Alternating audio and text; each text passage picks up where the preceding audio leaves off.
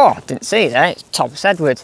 I'm in old Heysham village today, and we're on the head, and we're at St Peter's Church, and it's a grand church, grand old church, and it's got a bit of history. Today I'm going to talk to you lots of history, so you have to stay tuned, so don't get bored too easily. But anyway, so St Peter's Church, it's got a few nice bits in it where it's got a Viking hogback grave inside. It's like a tomb, it's like a hogback. It's very interesting. So when that's open, you can go and look at that. It's really good.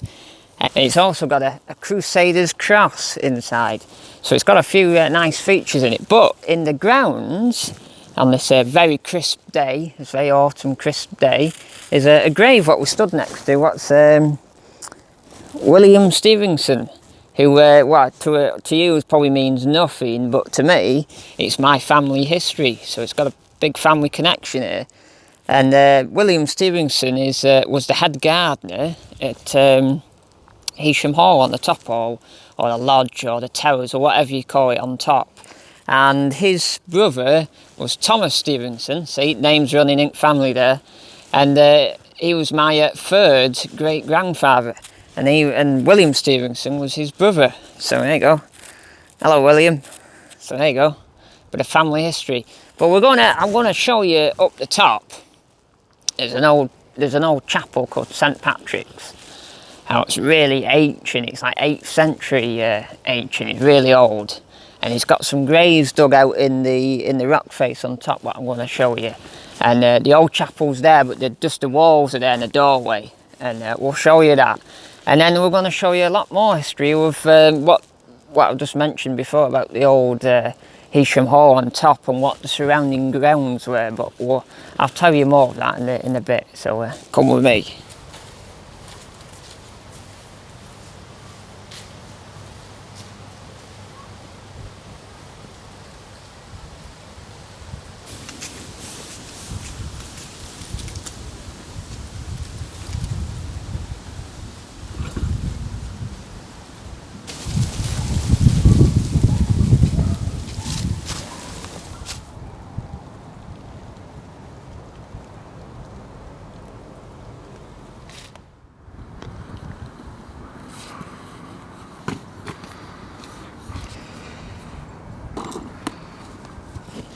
So we're up at the St Patrick's Chapel now, up at the top, and it's only small. It's only about 7 metres long and about 2 metres wide. So it's really tiny.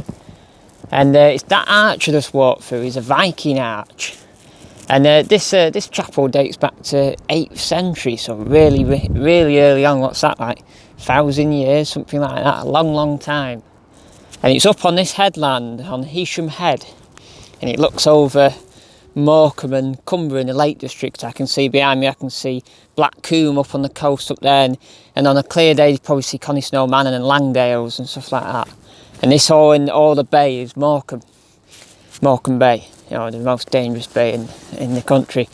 And on this headland, where everyone comes, it flocks all over the world to come and see this headland, it's got gravestones and burials actually in the stone, and they've got, I think there's about 8 altogether, maybe 9, and they're in the stone.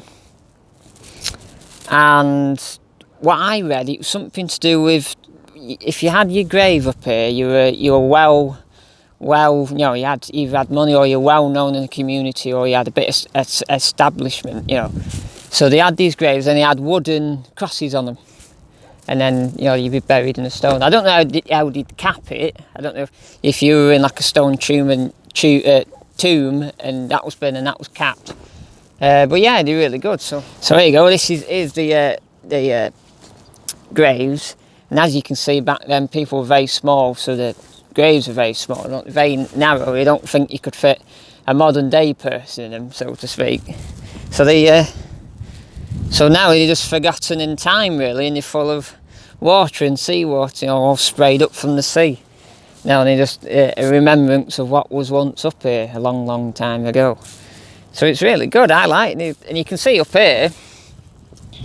I was going to say I like them. They're quite.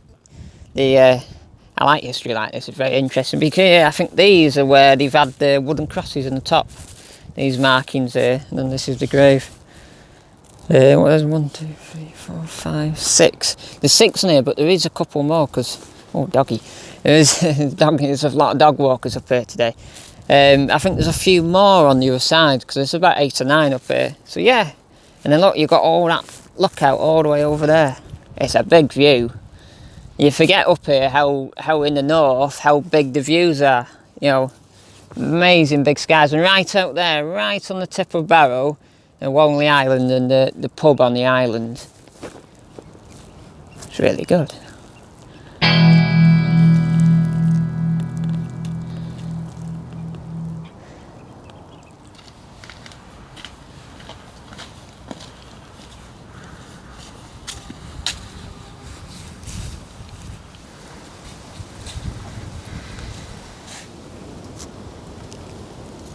So we're at the top. And at the top, you sort of come to a dead end, really. Well, there's a path that goes back down to the village, but behind us there's this big private estate. And in this estate, it's only been here about 20 years, maybe. And this big private estate is the land where they had Heysham Head, where what's famous with the locals and tourists of 60s, 50s, all the way for the years, 70s. And up here, they had a bit of a theme park. But I'll tell you a bit of history. There's a big hall at the end of that estate. What was built 1816. It's a big old grand hall. It looks a bit like a castle because it's got like little turrets on top. And it's got a garden at the front of it called the Rose Garden. And this Rose Garden, through the 1900s, had a stage at the end of it. So it had a bit of show business in it. It had a stage at the bottom where they'd play big bands and concerts and stuff over the years. But it developed into much more, and all this headland, where this estate was, and all what we've walked through, and even down to the sea, it had all sorts of attractions. So early on it wasn't as big, and then they redeveloped it and it got bigger, and it got like a go-karting track and stuff. But they had, from what I've read up, they had an open air dance floor, what you looked over the sea, and it had the stage, like I said, in the Rose Garden. I think even the Rose Garden had a model village or near a model village. But when they redeveloped it, about 64, they had an old village, so they made an old village, like probably like a Tudor-looking old village. But anyway, yeah. So they had an open dance floor looking over the sea, and they had the big bands on the stage, but they also had like a puppet show. I think it was on the back of the hill as well. And in 1956, Pinky and Perky, the little pigs, had their debut first showing here in 56. So there you go. And then they went on to TV success. And they had, Punch and Judy and stuff like that. And also, they had, when they redeveloped it in 64 and it opened in May 66, they had a zoo. They had a winged world where it had lots of rare birds and peacocks and parrots and flamingos and stuff like that. So anything wings. And they also had a bit of a zoo with rabbits and goats and stuff like that. And they also had a Russian bear in a big cage. Well, it's cruelty now, but it doesn't matter because back then you had a bear and circuses had elephants, so it was all the rage then. And even talking of circuses, they had Gandhi's circus up here. They had a bit of a showing area, and I believe they had a 5-legged pony, I think, something like that. So there you go, that's a new one, a 5-legged pony. And so they had quite a lot up here, and the big hall would sell teas and stuff. So it was quite an attraction. And when we're down on the bottom, well, I'll show you in a bit actually, I haven't really shown you yet. Down on the bottom there's a gatehouse with a big glass window in the middle, and a big glass window in the middle is where you walked through into the Heysham Head and all to the attractions. And up on the top they had a big sign that said Heysham Head. And yeah, so there's a lot of things up here what have gone. They've sort of left in the undergrowth, or they got housing estate on. But they also had, I don't know, I think it was in here, it's got to be on this estate. I can't find any maps of where stuff was, so I couldn't really tell you where stuff was. But I bet you a lot of you out there could tell us. There was a when they refurbed it in '66 and it reopened again. There's a go-karting track, and this go-karting track has a bit of more show business where Nigel Mansell came as a teenager boy racing. So he got his experience on Heysham Head. Like, you know, all the real pros start in Heysham, you know. So it's a lot of show business up here.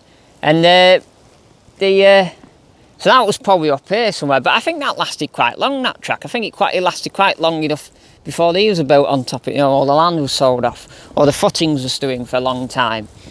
But yeah, and why it's on my head, thinking of the big house. The big house is up for sale on Rightmove at the moment in 2020 for just over £1 million. So that means if we win the lotto, we're moving to Heysham Head, so I can have a showbiz palace with my roller outside, and it's got a five car garage on it, so it's proper up my street.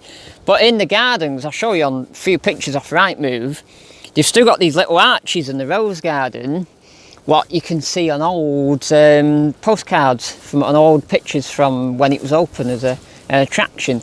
And there was lots of other things, like there was arcades, slot machines, so there was all sorts of stuff up there. Big long list.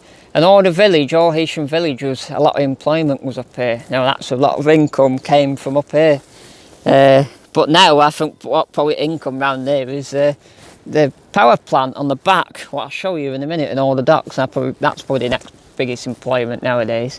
So yeah, so now it's just all for bracken and dog walkers. Shame, man. So behind us is that estate what we were just talking about, a bit better view. And right at the end of the estate, you probably just about see it, about the second last house is the big old manor house. Just see it, big old square building. Oh, it's a bit windy up here, hopefully you can hear us, but the old manor house is on the end of this estate. What used to be all this land used to be all the theme park, as you say. But behind it is BA Systems power plant. What's probably the biggest employment around there. And then up the coast we've got Severfield, but this is the one down here. And at night time, you can see this all lit up. It's like Manhattan at night, all lit up in the middle of the bay. And below it is all the docks, and they have a ferry that goes over to Ireland with trucks on, and you can actually get on as a foot passenger. There might be cars. I think there is cars that can go, but it's not permanently a car ferry. It's more of a truck ferry what goes over across Isle of Man and Ireland, so you can get to over there, and that cloud is Isle of Man, somewhere in Ireland, so you can get across. And behind it is it Ocean View caravan site, and a bit of a top fact today, Jim Bowen started some of his career off in Ocean View, whatever it's called, Ocean Park View, and so and that's right on the back, so you can get a caravan ride right on the back, so that's all you look at. It's quite an amazing little caravan site, really.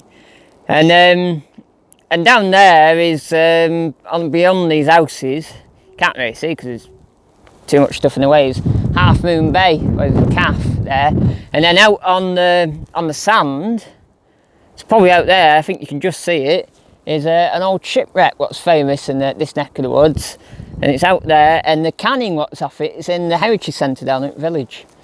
I've been out there a few years ago, it's really good. So yeah, there's lots and lots of interesting history on this head, lots, tons. I've probably missed quite a lot, to be honest, but I've tried to give a good covering of everything and what's happened. But yeah, it's really good. And just over this wall, I can see there's a couple of goats and a couple of chickens. Just think their ancestors used to work show business up here. Now they're just grazing in there. Let what they know. So as Elton John would call it, the sun's going down, and I think it's a wrap, and it's the end of the day, and I need to go home now. I'm cold, and get home and edit it. But I'll just tell you before I go, I had App Model Land Rovers off-road with me today. I was going to do some photos, but I didn't end up doing it in the end, so they're with me. But anyway, I hope you've enjoyed it. It's probably lots I've missed, and you probably have to comment, but don't do any keyboard warriors. Just be dead nice and just say what I've missed, and don't be, I don't have no patience with keyboard warriors. Say, oh no, you done it wrong, you should have gone up there, or you should have done that, or you should have said that. Don't do any of that. Do a nice comment. And remember to like, subscribe, because I'm at about 72 now, over 70 subscribers. Want to get 100 by Christmas. And hold on, let me just put this down here. And remember to click that big bell. Ding!